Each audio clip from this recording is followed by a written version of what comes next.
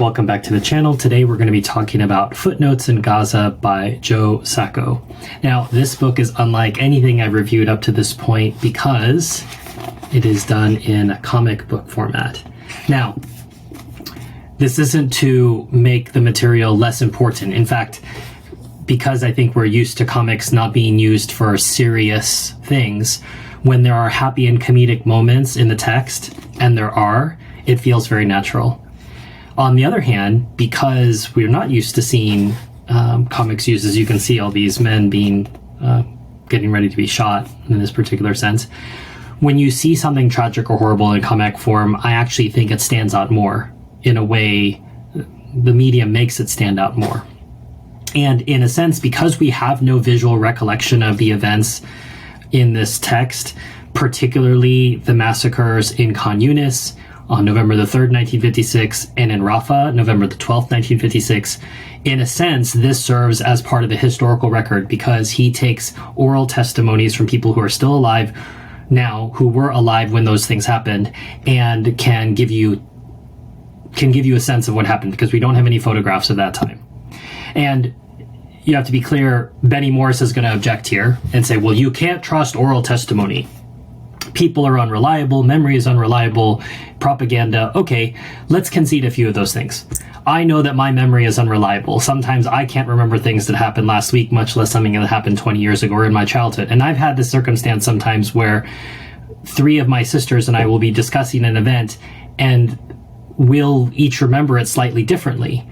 Those things don't make the event untrue. It just means that somewhere in our recollection, there is a lack of clarity. So Benny Morris says, because I've got to sort through all this, I don't do anything with oral testimonies. And I think Joe Sacco takes the more reasonable, measured road, which actually has to face up to Palestinian recollection, which is, I'm going to listen to a lot of people tell me their stories, and then I'm going to cut out anything that doesn't agree, and I'm only going to give a through line of what everybody agrees on. And then the things that we don't agree on, I'll speculate on. And I'll also give the Israelis a chance to answer this. And in the appendix, there are answers from the IDF as to what their explanation was, which, remember, with the IDF, it's always, we never did anything wrong. They were resisting us, so we had to shoot men, women, and children. That's always the answer from the IDF. And so in a certain sense, I'm glad that Joe did it.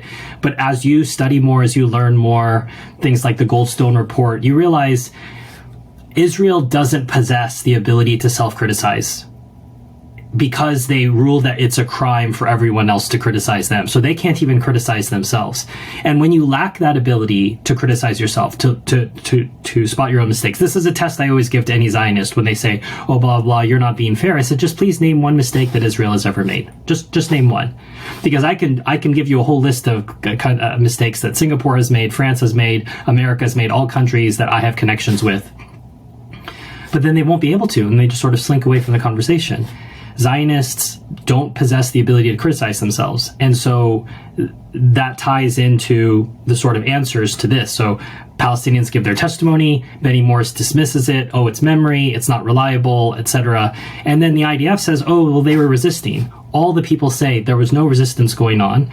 The UN tries to give both sides in their report. So I find it difficult to believe that all of these people got together, hatched a story back in the 50s and said, when we're asked about this 50, 60 years from now, I know you're a little 12-year-old girl right now, but I want you to remember 50, 60 years from now, when someone asks you about this, this is the story that we've made up. It's a complete fabrication. The IDF, they didn't do anything wrong. They were really good people, but we're going to make up a fake story about how they massacred us and killed your father and killed your brother, etc.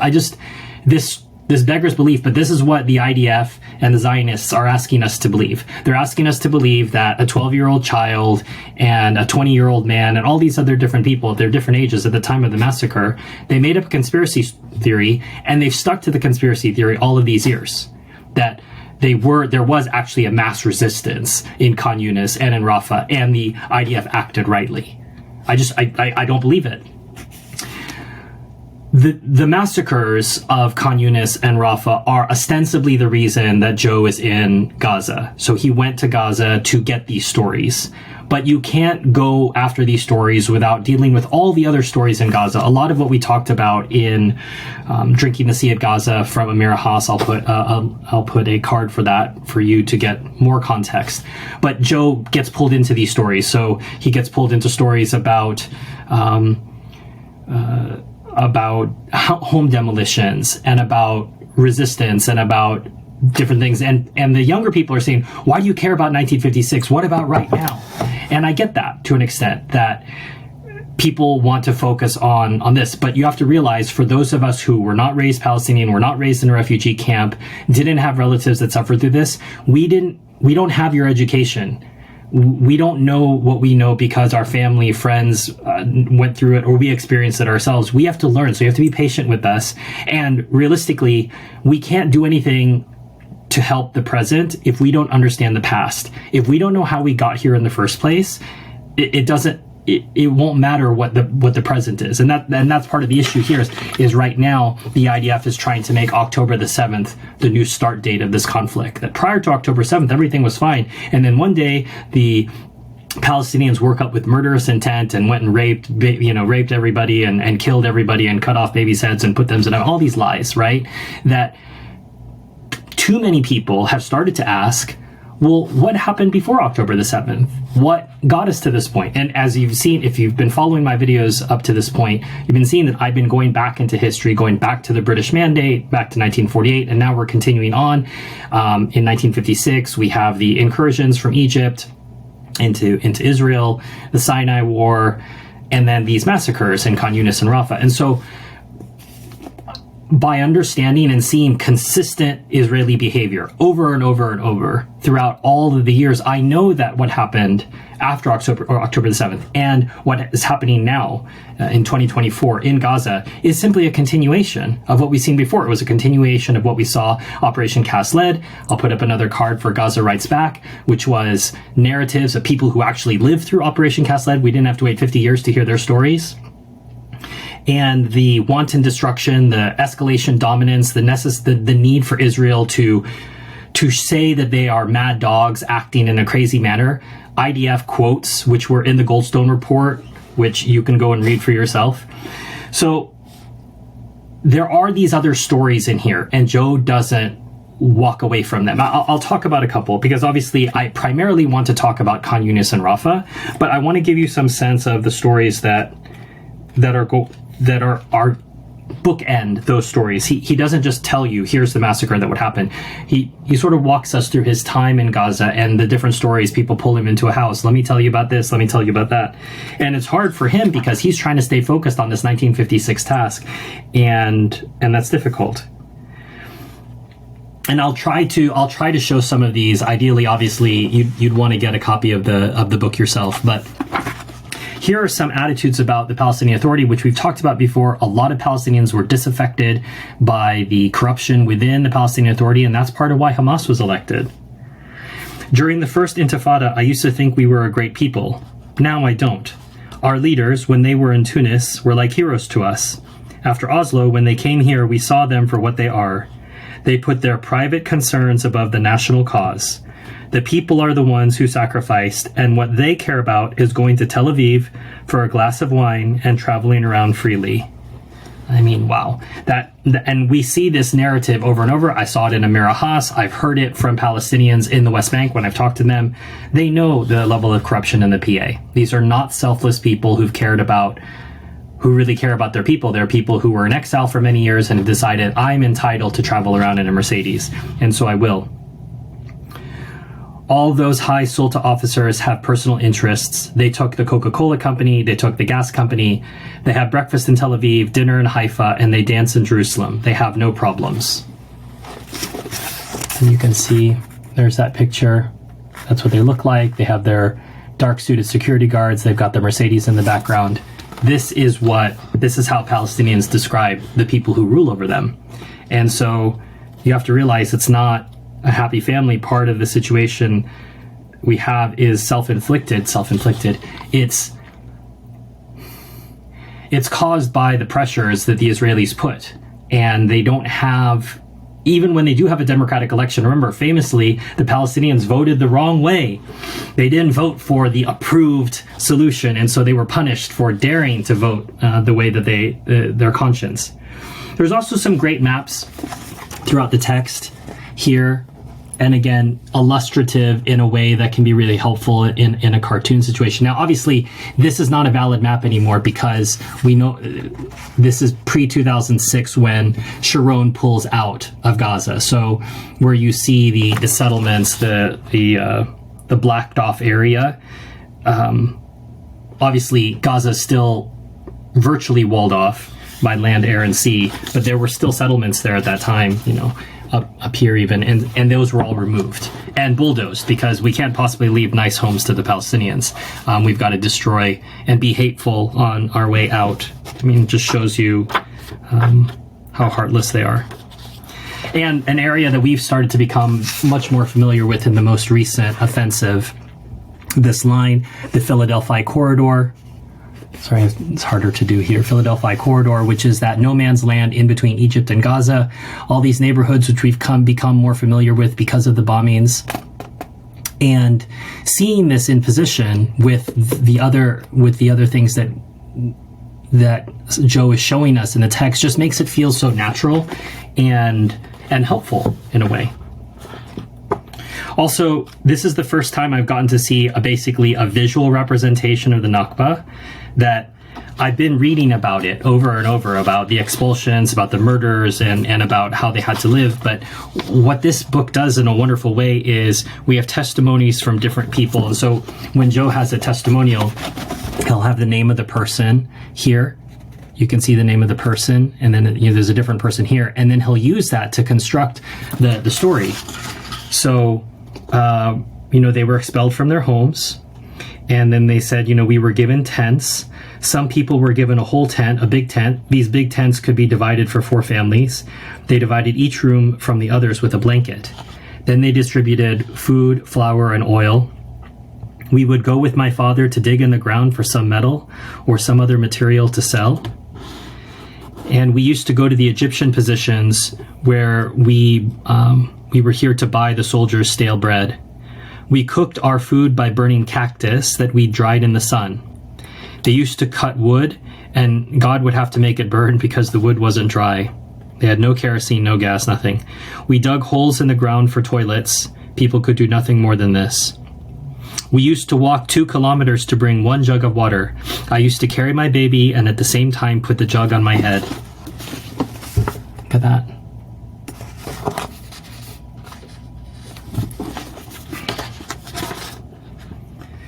We used to bring the water from a far distance, so when we came home, we'd find the water was gone. We drunk the water on the way.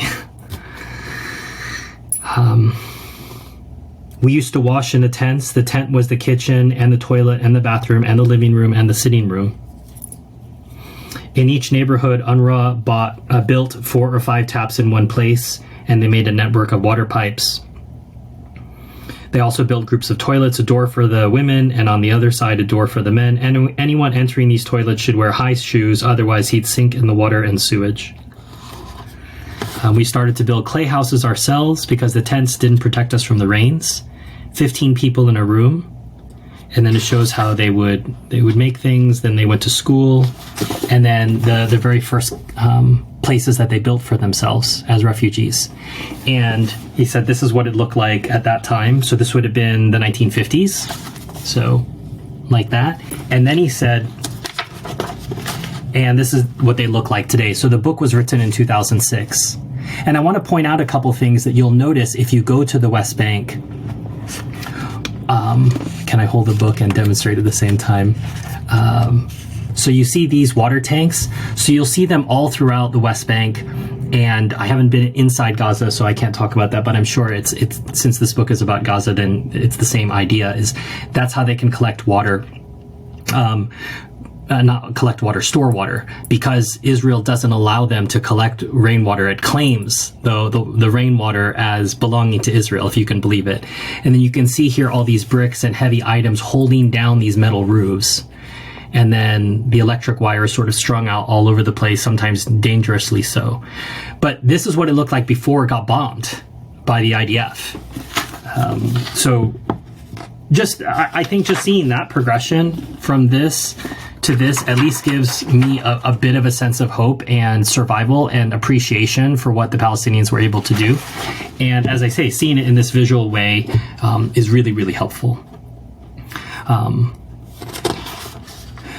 There's all sorts of other things. As I say, I almost want to talk about some of the side stories, but I just want to encourage you to read the book.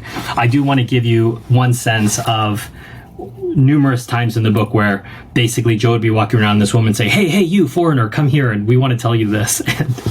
And so you have this angry woman who's, telling him, what's going on. And it has a very funny ending, so just bear with me. So she's basically saying, I'll start back here. Why don't they get rid of us all in one go? Why all this little by little? It's someone's home, someone's memory, someone's life they're destroying. I have a son, and he has shards of shrapnel in his neck and head. Right now he's over there. She means he's throwing stones at the bulldozer. Can't you stop them? Joe asks. You can't stop them. There's the blood of the Intifada in the boys. My other son shakes all night and has convulsions. How am I supposed to stay home and cook when my kids are on the firing line? Either get rid of the block at one go or stop doing it. So she's talking about the home demolitions, and she's in Block J.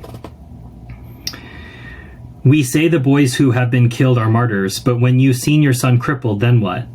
When you see your son with one hand cut off and he's trying to pull up his pants, you die little by little. And then, when someone goes to make a suicide attack, the whole world turns upside down. We'll teach our kids that this is our land and that they are our enemy. We'll keep having kids and keep having kids. We'll have a farm of kids. We'll marry our sons at 17. So this is the very funny part. So she grabs some kid who's probably 14. She says, when are you getting married? He goes, we all laugh at that. It's a good time to leave the block when everyone has a smile on his face. And so Palestinians have this incredible sense of humor. It comes out over and over. You'll see it in interviews. You'll see it in the stories that they tell. They have this incredible ability to move on and keep their humanity, keep their sense of humor, despite the horrible things that have happened to them. You'll also see some truth-telling here, which I always try to point out. It's not, the Palestinians have committed crimes as well. It's just not nearly on the scale that the IDF has, but it doesn't mean to say that there have been no crimes. And one of the Fedayeen freedom fighters that Joe interviews, he gives an entire account of an incursion he made during this time. This was part of the troubles that they had with Nasser, was going in and having these incursions. We went there. We didn't even come across guards. We entered the tents and we killed them all. There was no resistance, nothing. The only thing that happened is one of them stood up and stated his nationality. You are Turkish? Why did you come here? Go to hell. And he shoots him. And he said, I had a big knife. I cut off all their ears. It was very easy to cut off their ears with this big knife. The idea being that his supervisor, Hafez, one of the Egyptian officers, had said, well, if you don't have proof of what you did, then don't tell me about it. And so then they came back from this incursion and did that. And then also you'll see the bombing, the retaliatory bombing of the IDF of a police station here, killing a lot of them. Also, bad behavior from Fedayeen later on in the campaign. So you can see the images here where they're taking chickens. They're not behaving well with women. I don't know if I can show that well. You can see they stole gold, attacked women. We looked bad before the people. So there was some bad Fedayeen behavior to their own people. So there's not a whitewash here of saying, the Palestinians are saintly people and they've never done anything wrong. What I love about this is this honest truth-telling, looking at all of this directly. So you understand that these are humans. They make mistakes. They're not perfect. But that's part of this story. Okay, So I laid a little bit of the groundwork. I want to encourage you to go back and not go back, buy the book, read it for yourself. You can do that in the description. But I want to talk about Khan Yunis and Rafa. So let's start with Khan Yunis. So this happens, as I said, again, November the 3rd, 1956. And we have people being summoned out into the street. So you have the soldiers marching people out of their house, summoning all of the men. So they weren't summoning women and children. They went to the doors and they asked men to come out, and then they lined them up, and then they shot them. So you can see them being lined up. You can see the machine gunners here, and then they shot them.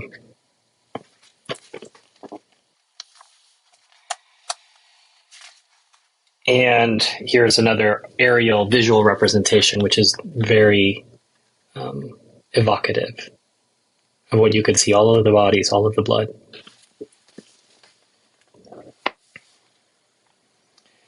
And so one of the survivors who's telling me, he says, during the fourth burst, so they fired 4 different times. They just kept reloading. During the fourth burst, I felt as though something weighing 50 kilos had been thrown from the top of a minaret onto my back. A bullet had entered his buttock and exited at his tailbone. He was also wounded in his head and his heel. So these weren't even very good marksmen. They were just spraying these people. So they get up. He says, we got up, my brother, this guy Fayek, and me. And there were other people who lived and were wounded, but they eventually died. So you can see them getting up from this. The soldiers had left. They waited for it to be quiet. And they struggle on, and they find, they get rescued by people. They struggle into a field. People find them, take them to the hospital, put coffee grounds onto his wounds, press the wound with a hot iron. After 3 days, he was taken to a hospital in Gaza City where he had 4 operations over 4 months. You're reading this and you I don't even know what to say. So obviously what happens afterwards, the women have to come and gather the bodies up in blankets and take them home and bury them.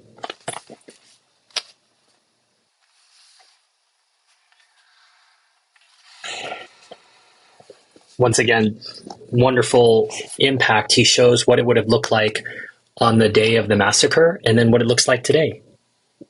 And so often in history, we lack context. We lack, what is it that happened back then? What is it that looks like today? And a wonderful representation, wonderful in the sense of helping you understand from the viewpoint of this child who was walking around. He saw the bodies, and then Joe walked with him. You can see them here walking, and he's explaining the scene to them and what it looks like today. Same thing here. He stops at the wall and he looks at, what he remembers as a child, looking at all those bodies. But again, Benny Morris and other people want us to believe this was all made up, that all of these were resistance fighters who were fighting the IDF. And that's why they were killed, systematically lined up like this. They ask us to believe the impossible. And then another man tells a story of how he escaped. Because they were lining up other people.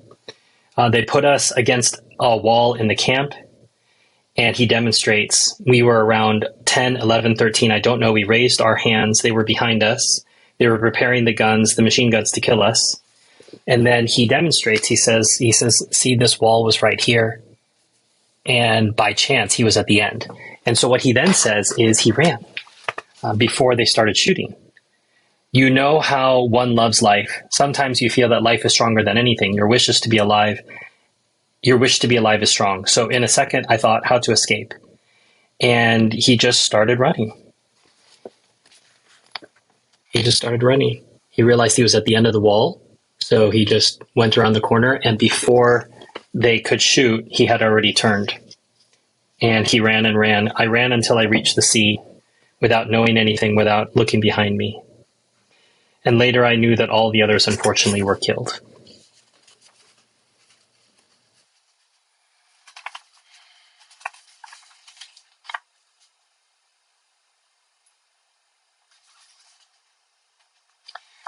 So here, I think Joe does a wonderful job of giving us more context. So you can see the title, and throughout the story, we have headings for particular sections because it's not told continuously. And that's something else that you have to realize is history and memory are continuous in Palestine. They never really have a moment to rest. There's always something that happens on top of something else. And so he deconstructs a particular passage in which this woman says, let us take one example of the story of Nafez. Her story is well known among the camp old-timers because it is particularly tragic. 4 brothers were taken outside to be shot. Her husband was among them, and he was killed. One of the brothers, Kamis, escaped. And Kamis is still alive. His recollections are interesting for the sake of comparison. For instance, he says he and his brothers were lined up by soldiers before being shot, rather than shot one by one as they came through the door, as Nafaz remembers. So, in either case, they're being shot. The question is, were they shot one by one as they came out the door, or were they lined up against the wall? I would argue that while it's important to find out the truth, what the truth is they were all shot. Whether they were shot one by one as they came out the door, or whether they were shot at the wall is a different story. In a separate interview, another witness, Kamis's nephew, Abu Antar el-Sadoni, who was 7 at the time, agrees that the brothers were lined up. In fact, Abu Antar's account concurs with Kamis's about the order in which the men stood against the wall, with Kamis near the door. And then later on, they talk about the dead body. After days, we got news that my uncle Kamis had arrived in Rafah and that he was there and safe, and he didn't come back to Khan Yunis for 2 months after the whole situation completely calmed down. And then the woman says he was gone for 4 months. I didn't see him till after the Jews had left Khan Yunis. So Joe says, what are we to make of this difference in the stories? Is it my place to say that Kamis, who told his story so affectingly before a rapt audience of his neighbors and relatives, was not actually there? Perhaps Nafez, who was so distraught at her husband's death, had blocked out her memory of Kamis being in the room? Perhaps Abu Antar was too young and simply doesn't remember him present? Perhaps Kamis has heard the story of his brother's death so often that it has become his own. Maybe Kamis feels he should have been there. This is when one of the brothers died inside the house. Kamis survived. 3 of his brothers died, leaving widows and 5 children, and that is not all. I cannot untangle the twining guilt and grief that envelop a person who survives what so many others did not. Nor can I explain what might induce a traumatized individual to recall a brother's death if he was not there, assuming he was not. So this is the idea again. Kamis escaped, would come back later, but he tells that he was in the room. People said that he had gone away, but perhaps he's made that story his own. I only want to acknowledge the problems that go along with relying on eyewitness testimony in telling our story. But all this should not let us forget the essential truth. Kamis's 3 brothers were shot by Israeli soldiers on November the 3rd, 1956. They were among what a UN report alleges were 275 Palestinians killed in Khan Yunis town and camp that day. Taken out of their house and shot. No proof, no evidence, no trial, nothing. And that is just another day in the life of Palestinians. It was another day in 1948, another day in 1956, another day in 1967. When people always talk about October the 7th, I know that they don't know what they are talking about. In fact, that's one way to identify someone who is either going to be open to education or someone who has no idea what they're talking about, and they're only going to repeat what they've been told, these people. And if you believe that this started on October the 7th, you really have no idea about anything. Okay. So then we have the other massacre that would happen in Rafah on November the 12th, 1956. And here, once again, Joe demonstrates for us that he interviewed a bunch of different people. You see their names at the bottom. And it starts with an announcement. In the morning, 6 or 6:30, a loudspeaker called all the people to go to the official school in Rafah from the ages of 16 to 60.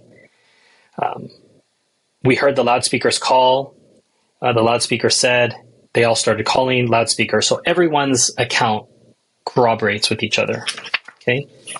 Then they start having to run because the soldiers are telling them, why didn't you hurry up? Why didn't you hurry up? And they start shooting at them. And you can see some of what it looks like here. So you have soldiers on the side, people running, people being told, you have to run to the school.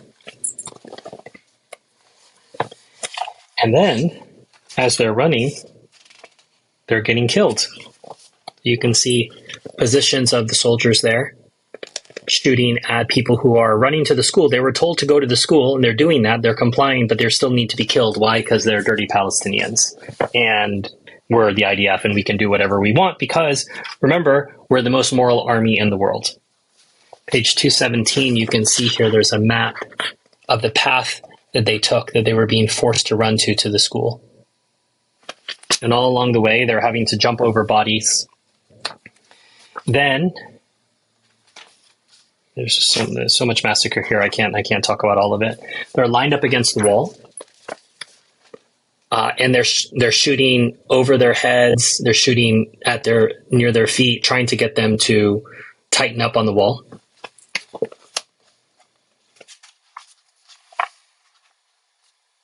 Here's more of it. When the soldiers finish shooting at the people, they told us, run, now, run. And what they're doing is they're going to run into the school. Here the heading is the school gate. And then once again, we have different testimonies that all correlate with people. The testimonies cross-correlate with each other, that there were men with sticks who would hit them as they came across the gate. Very, very heavy. I want you to think baseball bat for those who are cricket bat, for those who are more familiar with cricket. Think of swinging that on somebody's head. And they were leaping over a trench and barbed wire, almost like a horrific obstacle course. And then they were all forced to, all of these men cross-corroborating. I was hit, I was hit, I was hit. There were these men. So you can either believe that this is a conspiracy theory, that they all made it up, or that we can take their combined oral testimony as factual. I certainly do. You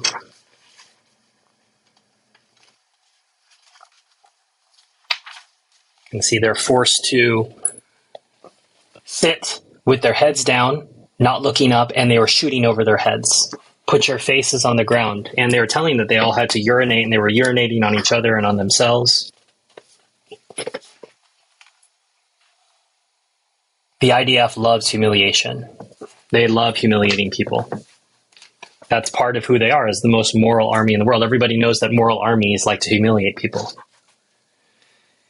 And then at some point, an international officer comes and puts a stop to this. Here's another sense of what it would have looked like. Okay, so they're forced to be like this for hours, 2 or 3 hours, head down in the sun, no water, urinating on themselves. And then an international officer comes and tells them that they can look up, that this is crazy. Of course they would. I mean, anyone who's not the IDF might see that something is actually crazy. And tells them that they can look up, which they do. And then they start getting screened. Are you a fedayeen or not? And sometimes they would try to get people to collaborate, tell on each other. You can see this person is pointing out a neighbor. And other times they would have collaborators inside. This is unbelievable here. You can see this collaborator is inside a Jeep. And these men would be brought in front, and then he would reach over and he would beep a horn. He was covered because he was a coward. And he would beep a horn when he would see someone was a fedayeen or not. And then that person would be taken and shot.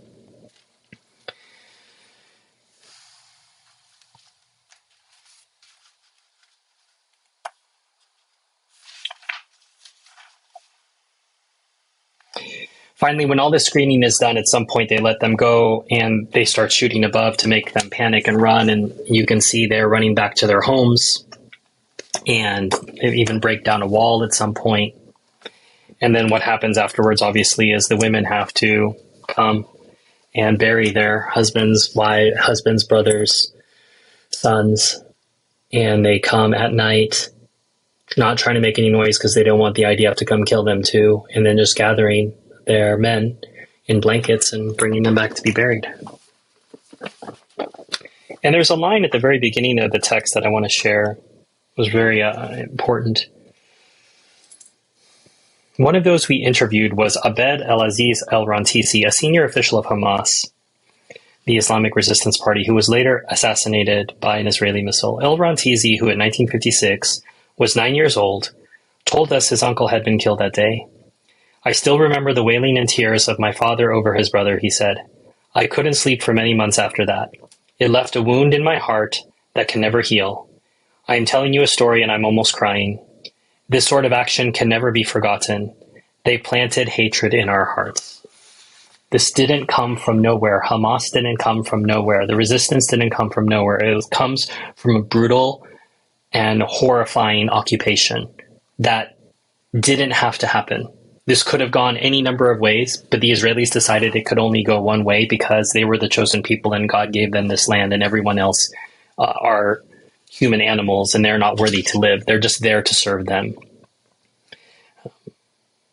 It's difficult, as I say, in any of these times.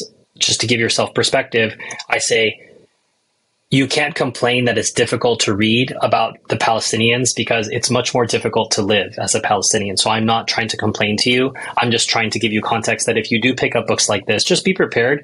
You can't read it and not feel what they went through. You can't read it and pretend like it won't affect you. It's going to affect you. It's been particularly hard for me in this last month, as the particular texts I've been reading have been really hard. And it's not like I can stop. I have to keep reading this historical period so I can catch up to where we are now and understand where we are now from the past.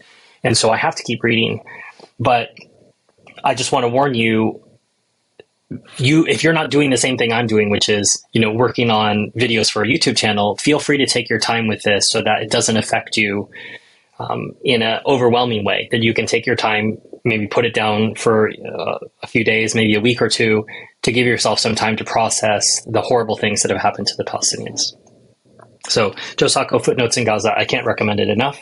It's not one that you'll normally see. I'm very glad that the Amazon algorithm recommended it to me, actually, when I was buying a bunch of books on this earlier this year. So if you'd like to support the channel, please hit like, subscribe, share this with somebody who'd like to know more about the history and knows that this doesn't happen on this didn't start on October the 7th, but they want to know more about why this didn't start on October the 7th. You can buy a copy of the book below. That's one way you can support the channel. You can also support the channel by becoming a member of my Patreon or from the YouTube members. You'll get early recordings of this. You'll have a chance to interact with me more personally and maybe more things in the future. I don't know. But for right now, it's just a chance for you to support the channel. You can also do so by buying something from my Amazon wish list, which will probably go on the review list for 2025 at this point, as I've said. And all of these different things that I'm doing to earn money for the channel, a portion of those proceeds this year are going to the Palestine Children's Relief Fund, who ensures that children, Palestinian children who wouldn't otherwise get medical care, do get medical care. So if you don't support the channel that way, directly and indirectly support the PCRF, please visit them and support them directly yourself. I think they do great work and they deserve your support. Until next time, enjoy your reading.